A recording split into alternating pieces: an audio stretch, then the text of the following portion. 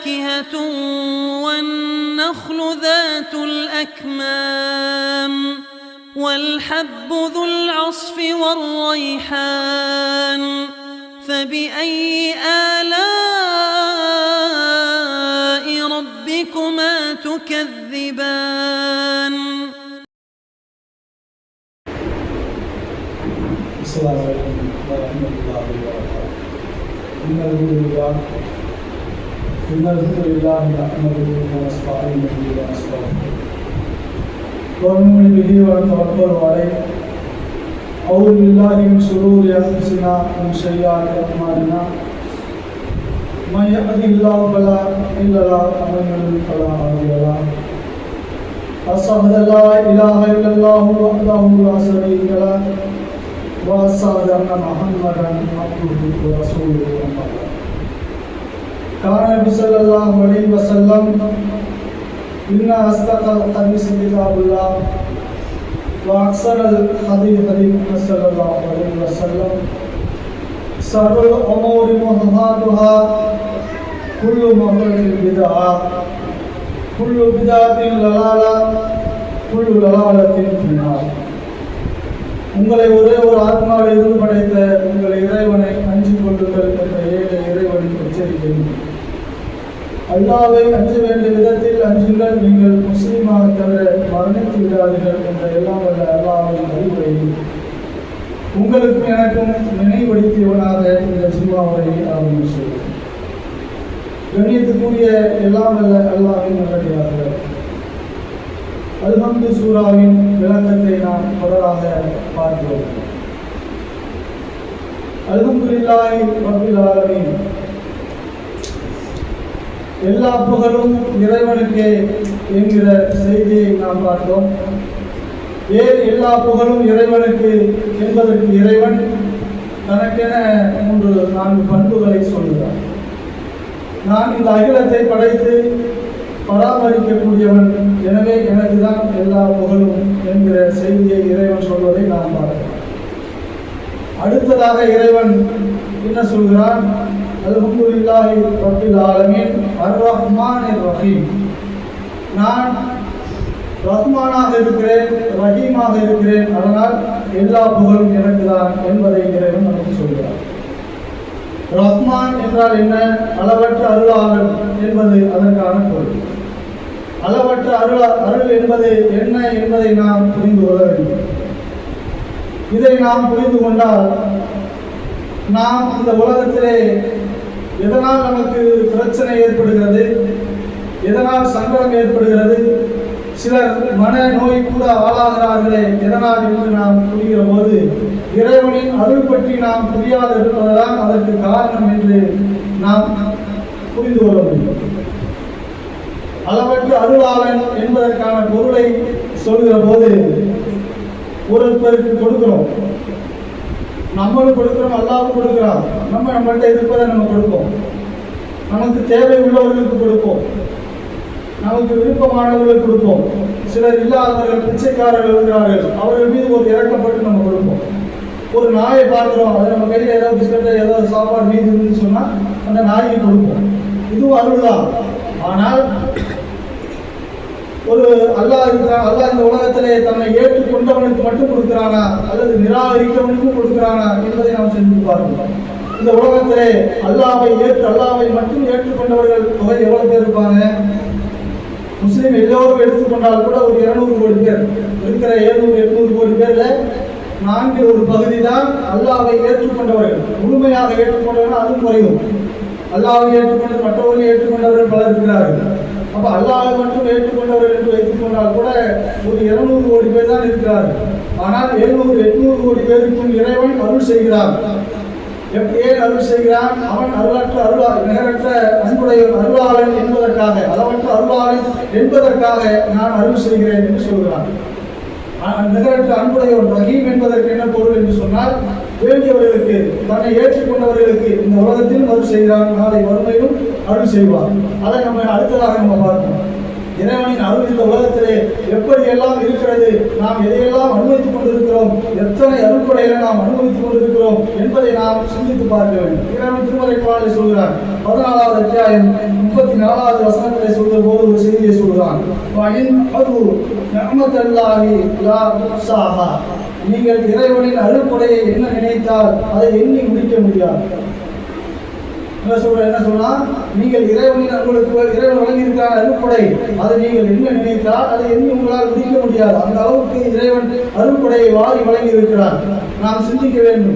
எதையெல்லாம் அருள்கொடை நீங்கள் உலகத்திலே கண்ணிலே பார்ப்பதெல்லாம், நீங்கள் காதால் கேட்பதெல்லாம், நீங்கள் எதையெல்லாம் தொழுகிறீர்களோ, நீங்கள் உலகத்தில் நீங்கள் எதை பார்த்தாலும் சரி, எதை கேட்டாலும் சரி, அத்தனையும் இறைவனின் அருள்கொடை தான். இன்னைக்கு நம்ம அல்லாஹ் இந்த மனித படைப்பதான் ஒரு உயர்ந்த படைப்பாக, சிறந்த படைப்பாக இந்த உலகத்திலே படைத்திருக்கிற கோடான கோடி படைப்புகளில் இந்த மனித படைப்பை மட்டும்தான் சிறந்த படைப்புன்னு சொல்லலாம். எதனால சிறந்த படைப்பு? சிந்திக்கிற அறிவு இருப்பதால் தான் இந்த மனித படைப்பு சிறந்த படைப்பு. அந்த சிந்தனையின் ஊடாக இறைவனின் அருள்கொடைகளை நீங்கள் சிந்தித்து பாருங்கள். நிச்சயமாக நம்மால் எண்ணி முடிக்கவே முடியாது. நம்ம நினைக்கிறது என்ன, எனக்கு செல்வம் அதிகமாக கிடைத்து விட்டால் அது இறைவனின் அருள்கொடை. நான் நினைத்த மாதிரி எனக்கு ஆண் பிள்ளையோ பெண் பிள்ளையோ கிடைத்து விட்டால் அது இறைவனின் அருள்கொடை. ஏன்னா நினைத்த மாதிரி எனக்கு ஒரு வீடு வாசல் அமைந்து விட்டால் அது இறைவனின் அருள்கொடை. எனக்கு நிலப்புலங்கள் நான் நினைத்த மாதிரி கிடைத்து விட்டால் அது இறைவனின் அருள்கொடை. இதெல்லாம் நம்ம நினைக்கிறோம். அல்லாஹ் எண்ண முடியாத அளவுக்கு ஏராளமான அருள்கொடை கொடுத்திருக்கிறானே, அது எந்த அருள்கொடை என்பதை நாம் சிந்தித்து பார்த்திருக்கிறோமா என்பதை நாம் சற்று யோசிக்க வேண்டும். இறைவன் இந்த செய்தியை சொல்வதற்கு முன்பாக ஒரு செய்தியை சொல்றான். இந்த இறைவன் அருள்கொடை உங்களால் என்ன முடியாதுன்னு சொல்றானே, அதை சொல்றதுக்கு முன்னாடி அல்லாஹ் சொல்றான், அல்லாஹ்வே வானங்களையும் பூமியையும் படைத்தான்.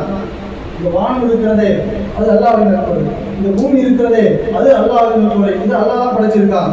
வானத்திலிருந்து தண்ணீரை இறைக்கிறானே அது அல்லாஹ்வின் அருள்கொடை. அதை சொல்றதுக்கு முன்னாடி நீங்க என்ன முடியாதுன்னு சொல்றானே, சொல்றதுக்கு முன்னாடி இந்த செய்தியெல்லாம் சொல்லிட்டு அல்லாஹ் சொல்றான்.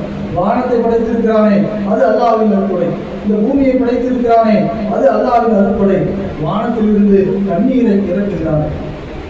சிரிச்சிருக்குமா? வானத்திலிருந்து தண்ணி வருது, மழை பெய்யலன்னா மழை பெய்யலன்னு சொல்றோம். வானம் காஞ்சி போச்சு, பூமி காஞ்சி போச்சு, வானத்தில் தண்ணி மழையே இல்லை அப்படின்னு நம்ம சொல்றோம். ஆனால் இது இறைவனின் அருள்கொடை. இது எப்படி நம்மளை பயன்படுது இந்த உலகத்துக்கு, நமக்கு எப்படி எல்லா உயிர்களுக்கும் எப்படி பயன்படுகிறது? இந்த மழை என்னென்னலாம் செய்யுது, தண்ணீர் என்னெல்லாம் செய்யுது, வானத்திலிருந்து தண்ணீரை இறக்கி இதன் மூலம் உங்களுக்கு உணவாக கனிகளையும் வெளிப்படுத்துகிறோம் என்று சொல்லிட்டு ஒரு செய்தி சொல்றான். அவன் கட்டளைப்படி அவன் அந்த தானியங்களை சொல்லும்போதெல்லாம் சொல்றான். அந்த மூடி, அதாவது என்ன சொல்றது, மேல தோல் இருக்குல்ல, தோள்கள் மூடிய தானியங்களை உங்களுக்காக நாம் வெளிப்படுத்துகிறோம் எல்லாம் சொல்றாங்க. வானத்திலிருந்து தண்ணீரை எடுக்கிறோம், அந்த தண்ணீர் மூலம் இந்த பூமியில எத்தனையோ கனிகளை நாம் உடைக்க செய்கிறோம் சொல்லிட்டு எல்லாம் சொல்றான். தானியம் வருது இல்ல, அந்த தானியம் எப்படி வருது? அரிசியா அப்படியே மேல வருதா?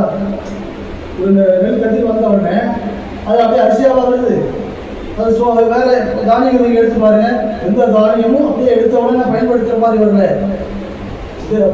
மூடிய தோள்கள் மூடிய தானியங்களை உங்களுக்கு நாம் வழங்கி இருக்கிறோமே அது இறைவனின் அருள்கொடை. அல்லாஹ் சொல்றான். எவ்வளவு சிந்தனையோடு அல்லாஹ் சொல்றான். நமக்கு அறிவு இருக்கிறதுனால, சிந்திக்கிற ஆற்றல் இருப்பதால் அல்லாஹ் ஒரு அறிவோட நம்ம சொல்றான். நீ தானியத்தை நெல்லை வந்து அப்படியே அரிசியா வந்துச்சுன்னா அதை நம்ம வச்சு எவ்வளவு நாள் நம்மளால் பயன்படுத்த முடியும்? அல்லது விளைவதற்கு முன்பாக நெல் பயிரில் அது விளைந்து 3 மாதங்கள் நம்ம தண்ணீர் கட்டி அறுப்பதற்கு முன்பாக எல்லா அரிசியாவே வந்து வச்சுங்க, அதை நம்ம அரிசி அரிசியாக நம்ம பயன்படுத்த முடியுமா? எத்தனையோ மலைகள் வரும், மலையில அது பூசணம் கொடுத்து அடி ஊறி போய் பயன்படுத்த முடியாமல் போயிடும். ஆனால் இப்படியெல்லாம் வீணா போகக்கூடாது என்பதற்காக இறைவன் அதை மூடிய தோள்களோடு நமக்கு கொடுக்குறேனே, நான் அப்படி கொடுக்குறேனே, அது இறைவனின் மிகப்பெரிய அருள்கொடை. நீங்கள் சிந்திக்க மாட்டீர்களா? அல்ல அதை கேட்குறான். அதையும் கேட்டுட்டு நீங்கள் கடலில் போறீங்க, கடலில் கப்பல் ஓட்டுறீங்களே, இன்னைக்கு 50 டன்னு 100 டன்னு 200 டன்னு 500 டன்னு கப்பலை விடுறான். ஒரு தோடு 2 கிராம் இருக்கிற ஒரு கல்லை நீங்கள் தண்ணிக்குள்ள போட்டால் என்ன ஆகும்? 2 கிராம், ஒரே 1 கிராம் கல்லை உள்ள போட்டோன்னா அப்படியே முடிக்கிறது. ஆனால் 500 டன் கிடையுடைய கப்பல் மிதக்கிறதே, அது என் இறைவன் என்னுடைய கட்டளைப்படி நீங்கள் கப்பலிலே மிதந்து செல்கிறீர்கள் இறைவன் சொல்கிறார். இப்போ 500 டன் இருக்கிற இடை காரணமா அல்லது இறைவனின் கட்டளை காரணமா? இறைவன் உங்களுக்கு வசப்படுத்தி கொடுத்திருப்பது இறைவனின் அருள் காரணமா? சிந்தித்து பாருங்கள். 1 கிராம் 2 கிராம் இருக்கிற கல் போட்டா முழுகி போகுது. 500 டன் எடை உள்ள ஒரு கப்பல் ஏன் முழுகாமல் இருக்கிறது? உங்களை சுமந்து செல்வதற்காக, கடலை நீங்கள் பயணம் செய்வதற்காக, இறைவனின் கட்டளைப்படி நீங்கள் பயணம் செய்வதற்காக இறைவன் உங்களுக்கு வழங்கி இருக்கிற அருள்கொடை. அதை சொல்றான், அல்லாஹ் சொல்லிட்டு சொல்றான், தொடர்ந்து இயங்கும் நிலையில் சூரியனையும் சந்திரனையும் உங்களுக்காக பயன்பட செய்திருக்கிறோம்.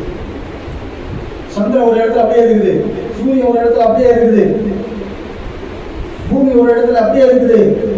இந்த உலகத்துல எந்த உயிரினம் வாழ முடியாது, எந்த உயிரினமும் வாழ முடியாது, எந்த பயிர் பச்சையும் உழைக்காது. அல்லாஹ் சொல்லும் போது எவ்வளவு அழகா சொல்கிறான், இந்த சூரியனும் சந்திரனும் உங்கள் பயன்படுவதற்காக தொடர்ந்து இயங்கும் நிலையில் உங்களுக்காக நான் அதை அமைத்திருக்கிறேன். தொடர்ந்து இயங்கிக் கொண்டிருக்கிறதா? எந்த ஒரு இயக்கமான பொருளையும் நாம இயக்கக்கூடிய ஒரு பொருள் எந்த பொருளா இருக்கணும். இப்போ பைக் ஓட்டுறோம், நம்மளா கண்டுபிடிச்சு ஒரு பைக்கை ஓட்டுறோம், அது தொடர்ந்து இயங்கிக் இருக்குமா? எந்த ஒரு இயந்திரமாக இருக்கட்டும், எந்த ஒரு செயலாக மனிதன் கண்டுபிடித்த எந்த ஒரு செயலாக இருந்துட்டும் அது தொடர்ந்து இயங்கிக் கொண்டிருக்குமா? அதுக்கு ஓய்வு தேவைப்படும். அதை கொஞ்ச நாள் நிறுத்தி கொள்வான், ஒரு 20 நாளைக்கு ஒரு நாள் கூட ஒரு 2 நாளைக்கு நிறுத்தி போகணும். அப்படித்தான் மனிதனுடைய கண்டுபிடிப்புகள் இருக்கும். ஆனால் இறைவன் என்ன சொல்கிறான், உங்களுக்கு பயன்படுவதற்காக இந்த சூரியனையும் சந்திரனையும் தொடர்ந்து இயங்குகிற நிலையில் நாம் அமைத்திருக்கிறோம். இது இறைவனின் அருள்கொடை. இதையெல்லாம் சொல்லிவிட்டு அல்லாஹ் சொல்கிறான், அதைத்தான் அடுத்து சொல்கிறான், இரவையும் பகலையும் உங்களுக்கு பயன்பட செய்திருக்கிறோம். சூரியனையும் சந்திரனையும் உங்களுக்கு பயன்பட செய்திருக்கிறோம், இரவையும் பகலையும் உங்களுக்கு பயன்பட செய்திருக்கிறோம். இரவு இரவாக இருந்தால் அல்லது பகல் பகலாக இருந்தால் நம்ம நிலைமை என்ன ஆகும்? மனுஷன் இரவு ஒரு இடம் தூங்க முடியாது, எல்லா நாளும் பகல்ல தூங்கிட முடியாது. வெளிச்சமாகவே இருந்தால் மனிதன் 24 மணி நேரம் வெளிச்சமாகவே இருந்தால் எல்லா நாளும் உறங்க முடியாது. அல்லது எல்லா நாளும் இரவாக இருந்தால் மனிதனால் தேட முடியாது. அப்ப இரவும் பகலும் மாறி வருவதற்கு காரணம் என்ன? நீங்கள் இந்த உலகத்திலே நிம்மதியாக, மகிழ்ச்சியாக, மன அமைதியோடு நீங்கள் இந்த உலகத்திலே செயல்பட வேண்டும் என்பதற்காக இறைவன் உங்களுக்கு பயன்படும் வகையிலே இரவும் பகலையும் அமைத்திருக்கிறார். இது இறைவன் என்னுடைய அருள்கொடை இல்லையா? இதையெல்லாம் சொல்லிவிட்டு ஒரு 4 விஷயத்தை சொல்லிட்டு எல்லாம் சொல்றான், நீங்கள் இறைவனின் அருள்கொடைகளை என்ன நினைத்தால் எண்ணி முடிக்க முடியாது என்று சொல்லிவிட்டு அல்லாஹ் சொல்கிறான், இன்னல் இன்சான அருள் முன் கஃபார். இறைவன் மனிதன் இறைவனுக்கு அநீதியை போனாலும் நன்றி கேட்கவனாகவும் இருக்கிறார். இப்படி ஏராளமான அருள்கொடை நான் வாரி வழங்கி இருக்கிறேனே, இதெல்லாம் விட்டுட்டு காசு இருந்தாதான் என்னோட அது அருள்கொடை. நான் நினைச்ச மாதிரி எனக்கு புள்ள பிறந்தாதான் அருள்கொடை, எனக்கு வீடு வாசல் இருந்தாதான் அருள்கொடை. இப்போ இரவு பகல் மாறி மாறி வருது, அது உனக்கு நான் செய்த அருள்கொடை இல்லையா? சந்திரனும் சூரியனும் சுற்றி கொண்டிருக்கிறதே, நான் சொன்னபடி சுற்றி கொண்டிருக்கிறதே, அது என்னுடைய அருள்கொடை இல்லையா? நீ கடல்ல போறீங்களே, பயணம் செய்து உங்களுக்கு தேவைக்காக பயணம் செய்து போகிறீங்களே, அது என்னுடைய அருள்கொடை இல்லையா? இதெல்லாம் அருள்கொடை என்று நீங்கள் சிந்திக்காமல் நன்றி இருக்கிறீர்களே, இறைவனுக்கு நீங்கள் அநீதி இழைக்கிறீர்கள் என்று அல்லாஹ் சொல்லுகிறீர்கள். நீங்கள் எந்த விஷயத்தை வேணுமானால் எடுத்து பாருங்கள், இறைவனின் அருள் மட்டும் அது இல்லை என்று சொன்னால் நம்மால் இந்த உலகத்திலே வாழவே முடியாது. நமக்கு நிறைய பேருக்கு மனநோய், எனக்கு அது இல்லை, இது இல்லை, அது கிடைக்கல, என் பிள்ளை சரியில்லை, என் பொண்டாட்டி சரியில்லை, என் கணவன் சரியில்லை, என் சுற்றத்தார் சரியில்லை, எனக்கு காசு இல்லை, வீடு இல்லை, வாசல் இல்லை. இதுதான் நம்மளுடைய பெரும்பாலான கவலைகள் இருக்கிறது தவிர நமக்கு கிடைத்திருப்பது கைய கால கொடுத்திருக்கான், கண்ணை கொடுத்திருக்கான். நபிகள் நாயகம் ஸல்லல்லாஹு அலைஹி வஸல்லம் அவர்களுடைய வாழ்க்கையை நம்ம முழுமையாக படித்திருக்கிறோம், அறிந்திருக்கிறோம். மிகப்பெரிய செல்வந்தராக அந்த மக்கா மாநகரிலே இருக்கிற ஒரு மக்களிலேயே மிகப்பெரிய செல்வந்தராக வாழ்ந்த ஒருவர். அவர் தன்னை தூதர் என்று இந்த சமூகத்திற்கு அறிமுகப்படுத்துகிற இறுதி நாட்களில் எப்படி அவர் வாழ்க்கை கடந்து போனது? தொடர்ந்து எங்க வீட்டில் 3 நாள் அடுப்பு இருக்குது. இப்ப எப்படி சாப்பிடுவீங்க? ஒரு நாள் சாப்பிட்டா ஒரு நாள் இல்லை. அந்த ஒரு நாள் சாப்பாடு என்ன? 2 பேரிச்சம்பழம், கொஞ்சம் கோதுமையை போட்டு திருவிழா அரைப்போம், 2 ஒன்று அரைஞ்சதுக்கு அப்புறம் அது கொஞ்சம் தண்ணியை ஊற்றி குழைச்சி அப்படியே மாவா சாப்பிடுவோம். அதான் எங்க சாப்பாடு. அகிலத்தின் அருள்கொடை, இந்த அகிலத்தாருக்கு அருள்கொடையின் உணவு கொஞ்சோண்டு கோதுமை மாவு, 2 பேரிச்சம்பழம். ஒரு நாள் பசியோடு பட்டினியோடு இரவு நடுவில் பிசியிலே வெளியே வந்தார்கள். வரலாறு கேட்டிருக்கிறோம். நபிகள் நாயகம் ஸல்லல்லாஹு அலைஹி வஸல்லம் வந்தார்கள். அதற்கு முன்பாக அபூபக்கரும் உமரும் அவர்களும் அங்கே வந்தார்கள். என்ன பசி தூக்கம் வரல, வெளியே வந்தோம்.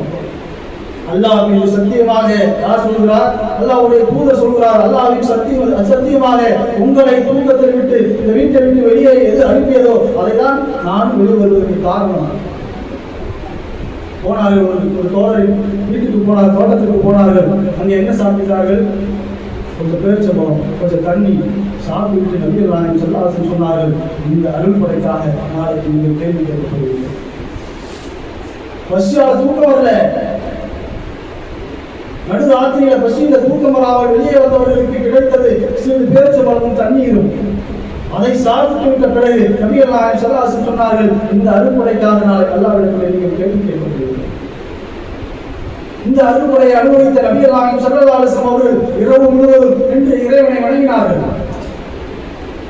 கால்கள் வீங்க வீங்க இறைவனை வணங்கினார்கள்.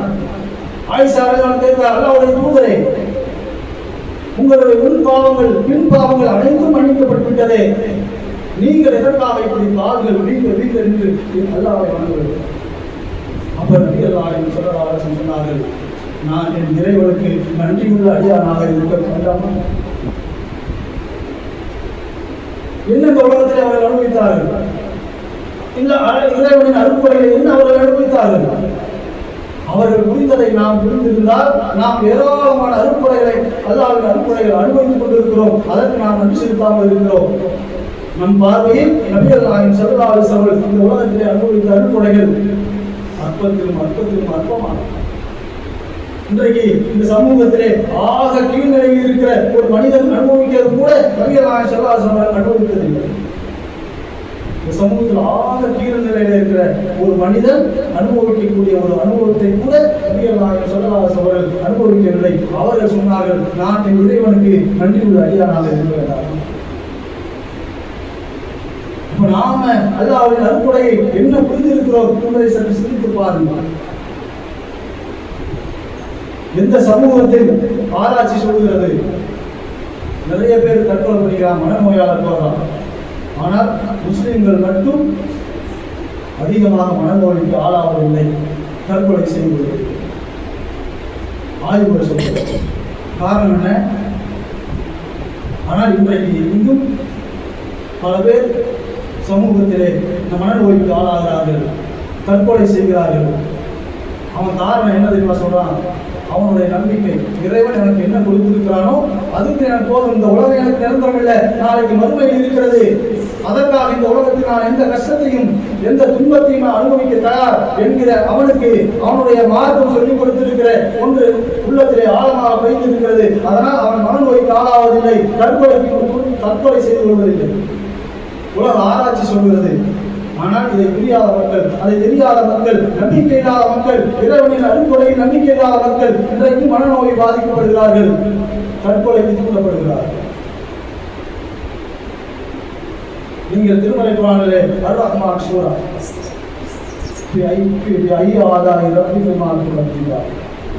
எடுத்து படிச்சு பாருங்க.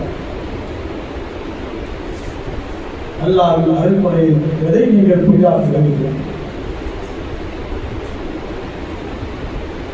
அல்லாஹ் சொல்லுகிற செய்தி ரொம்ப அற்புதமான செய்திகள். அர்-ரஹ்மான் அல்லமல் குர்ஆன், அளவற்ற அருளாளன் என்பதற்கான நான் அளவற்ற அருளாளன். எப்படி தெரியுமா? உனக்கு நான் இந்த குர்ஆனை கற்றுக் கொடுத்திருக்கிறேன். நீங்க எடுத்து அதே ஆழமா நீங்க படிச்சு பாருங்க. அல்லாஹ் அற்புதமா அழகா சொல்றான், சிந்தனையோடு நீங்கள் படித்து பாருங்க. அர்-ரஹ்மான் அல்லமல் குர்ஆன், இவன் நான் அளவற்ற அருளாளன். ஏன் தெரியுமா? இந்த திருமலை குர்ஆனை நீங்க உனக்கு நான் கற்றுக் கொடுத்திருக்கிறேன். அல்லமல் பயான், அதற்கான விளக்கத்தையும் உங்களுக்கு நான் கற்றுக் கொடுத்திருக்கிறேன். ஹலகல் இன்சான், அது சொல்றான், உங்களை மனிதர்களாக நான் படைக்கிறேன். நம்ம சிந்திக்கணும். நமக்கு நம்ம படைப்பு நம்மை மனிதனாக படைத்திருக்கிறானே, அதற்கு நீங்கள் கோடான கோடி வாழ்நாள் முழுவதும் நீங்கள் நன்றி செலுத்தினாலும் போதுமானது இருக்காது. இந்த உலகத்தில் எத்தனையோ ஜீவராசிகள் இருக்கிறது, எத்தனையோ உயிரினங்கள் இருக்கிறது. ஆடை பாருங்கள், மாடை பாருங்கள், நாயை பாருங்கள், கழுதை பாருங்கள், குதிரை பாருங்கள், சிங்கத்தை பாருங்கள், புலியை பாருங்கள், அதனுடைய வாழ்க்கை முறையை பாருங்கள். நம்ம ஒரு நாயாக படைக்கப்படவில்லை. நம்ம ஒரு கழுதையாக படைக்கப்படவில்லை, ஒரு சிங்கமாக ஒரு புலியாக படைக்கப்படவில்லை, மனிதனாக படைத்திருக்கிறேன். நான் அளவற்ற அருளாளன். இது என்ன நம்ம புரிஞ்சு? நாய் மாதிரி உணவுக்காக அல்லது இருப்பிடத்திற்காக அதற்கென்று ஏதேனும் லட்சியம் உண்டா? ஒரு நாய்க்கு ஏதேனும் லட்சியம் உண்டா? ஒரு வாழ்க்கை நோக்கம் உண்டா? எதுவும் கிடையாது. கிடைத்த இடத்துல சாப்பிடும், கிடைத்த இடத்துல படுக்கும். ஒரு நாட்டில் வாழ்ற புலியாக இருக்கட்டும், சிங்கமாக இருக்கட்டும், மிகப்பெரிய போராட்டத்தோடு ஒரு வாழ்க்கை, தன் உணவுக்காக மற்றதை அடித்து சாப்பிட வேண்டிய ஒரு வாழ்க்கை. ஆனால் ஒரு நோக்கத்துக்கு, ஒரு குறிக்கோளோடு, ஒரு நோக்கத்தோடு, ஒரு சிந்தனையோடு, ஒரு அற்புதமான வாழ்க்கை நெறியோடு வாழ்கிற அழகான ஒரு படைப்பாக இந்த மனித படைப்பை இறைவன் படைத்திருக்கிறார் என்று சொன்னார். உன்னை மனிதனாக படைத்திருக்கிறேனே, அதனால் நான் அளவற்ற அருளாளன். ஒரு அற்புதமான செய்தியை இறைவன் சொல்கிறான் என்பதை பாருங்கள். அதை சொல்லிவிட்டு அல்லாஹ் வரிசையா சொல்றான். அதே போல வானம் பூமி உனக்காக படைச்சிருக்கேன், அது உனக்காக பயன்படுற வகையில படைச்சிருக்கோம். இத்தனை அருட்கொடைகளில் எதனை நீங்கள் புரியாக்குவீர்கள்? எத்தனை கேள்வி கேட்கிறாங்க அல்லாஹ். இந்த ஒரு வசதியவே சொல்லி சொல்லி சொல்லி சொல்லி சொல்லி சொல்றோம். அல்லாஹ்வின் அருட்கொடைகளில் எதை நீங்கள் புரியாக்குவீர்கள்?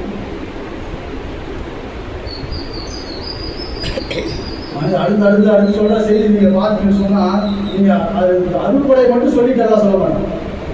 உங்களுக்கு நான் இந்த சூரியனை கொடுத்துருக்கேன், சந்திரனை கொடுத்துருக்கேன், பூமி அழகாக படைச்சிருக்கேன், உணவு கொடுத்துருக்கேன், பேச்சம்பழத்தை கொடுத்துருக்கேன், கடிகளை கொடுத்துருக்கேன், இதெல்லாம் அருள்கொடை தான். இதெல்லாம் சொல்லிட்டு எல்லாம் சொல்லுவான்.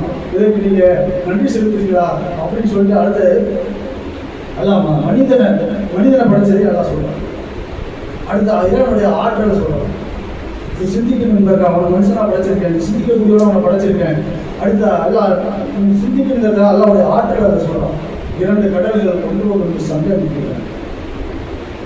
என்னுடைய ஆற்றலை நீ புரிந்து கொள்ள வேண்டும் என்பதற்காக, உனக்கு சிந்தனை இருக்கிறது என்பதற்காக நான் ஒரு செய்தியை சொல்றேன். நல்லா சொல்றான், 2 கடல்கள் ஒன்று சங்கமிக்கின்றன. ஆனால் அது ஒன்று கலந்து விடுவதில்லை. அதற்கு இடையில் ஒரு திரை இருக்கிறது. இதை சொல்லிட்டு எல்லாம் சொல்றாங்க. அல்லாஹ்வின் அருள்கொடைகளை நீங்கள் எதனை நீங்கள் புரியாக்குவீர்கள்? சிந்திச்சு பாருப்பா. 2 கடல் ஒன்று கலந்துதான் இருக்குது. ஆனா கலக்கலையே. ஏன் கலக்கல? அதுக்கு இடையில ஒரு திரை இருக்குது. அந்த திரையை நான் தான் போட்டிருக்கேன் சொல்லிட்டு, இது அல்லாஹ்வுடைய அருள்கொடை நான் சொல்லல. இது அல்லாஹ்வுடைய அருள். மக்களுக்கு என்ன பயன்பட போகுது? 2 கடல் இடையில திரை இருக்கிறனால என்ன பயன்பட போகுது? மனிதனுக்கு இதுல ஏதாவது பயன் இருக்கா? ஏன் அந்த இடத்துல அல்லாஹ் சொல்றான், அல்லாஹ்வின் அருள்கொடைகளில் எதை நீங்கள் பொய்யாக்குங்கள் என்று அந்த இடத்துல அல்லாஹ் சொல்றான். உங்களை சிந்திக்க சொல்றாங்க. சிந்தனை இருக்கிறது, நீ சிந்திச்சு பாரு. மற்ற அருள்கொடைகள் உங்களுக்கு வழங்கி இருக்கிற ஏராளமான அருள்கொடைகளை சிந்திச்சு பாரு. சிந்தனை என்ற அறிவை கொடுத்திருக்கிறேனே, நீ அதுல நீ எதை நீ பொய்யாக்குவ அப்படின்னு சொல்லிட்டு அல்லாஹ் அடுத்த என்ன சொல்றான், உனக்கு நீ பொய்யனை நரகத்தை நாளை தள்ளிட்டு எல்லாம் சொல்றான். எதை நீ பொய்ய சொல்ல? இதெல்லாம் இவ்வளோ அறிவுரை சொல்லி, இவ்வளோ செய்தியை சொல்லி, இவ்வளோ அருள்கொடையை வாரி வழங்கி, இதெல்லாம் எனக்கு போகாது, எனக்கு கிடையாது, நான் நினைத்தது கிடைத்தாதான் எனக்கு இறைவன் அருள் செஞ்சிருக்கான் அப்படின்னு நீ நினைச்சு வாழ்ந்துட்டு எல்லாத்தையும் பொய்ப்படுத்திட்டு சொர்க்கமாவது நரகமாவது மௌத்தாவது மௌத்துக்கு முன்னாடி ஒரு வாழ்க்கையாவது,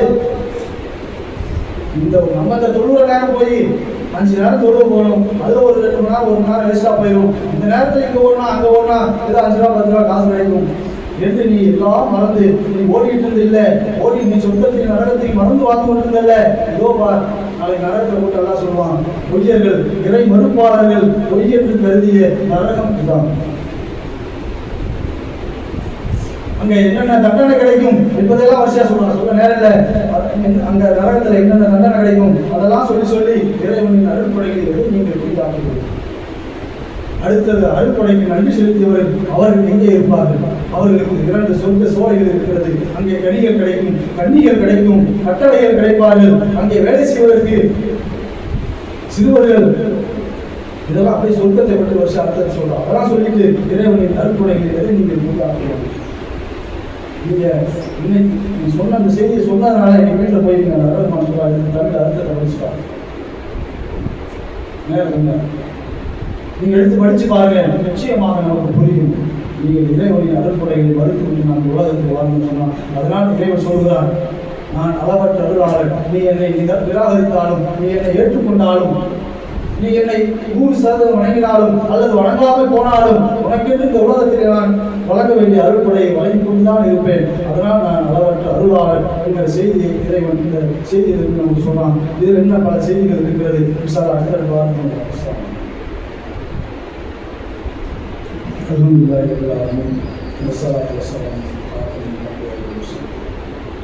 கண்ணியத்திற்குரிய எல்லாம் தெரிந்தெல்லாம் அல்ல எல்லாம் இறைவன் நமக்கு இந்த உலகத்திலே வாரி வழங்கியிருக்கிற அருள்படைகள் இன்னும் நம்மால் எதுவும் நிற்க முடியாத அளவுக்கு இறைவன் வாரி வழங்கியிருக்கிறார். நாம் ஒவ்வொரு விஷயத்தை பார்க்க போகும், ஒவ்வொரு விஷயத்தை அனுபவித்தால் சிறியதோ பெரியதோ, அது இன்பமோ துன்பமோ, நம்ம என்ன ஒரு விஷயத்தை நம்ம புரிஞ்சுக்கணும். நமக்கு துன்பம் வந்துருச்சு, நமக்கு இறைவன் பார்வை இல்லை, அருள் பார்வை இல்லை, கஷ்டம் வந்துருச்சு, அது இறைவனின் அருள் பார்வை இல்லை என்று நாம் தவறாக நினைத்துக் கொண்டிருக்கிறோம். நமக்கு எது கிடைத்தாலும் அத்தனையும் இறைவனின் அருள்படையாக. ஒரே ஒரு விஷயத்தை சொல்றேன், நான் ஏற்கனவே சொல்லியிருக்கேன். இந்த கண் இமை இருக்கிற மொத்த உடலும் அற்புதமான ஒரு அதிசயம். இந்த கண் இமை இருக்கிற என்ன ஒன்று நான் சொன்னேன்.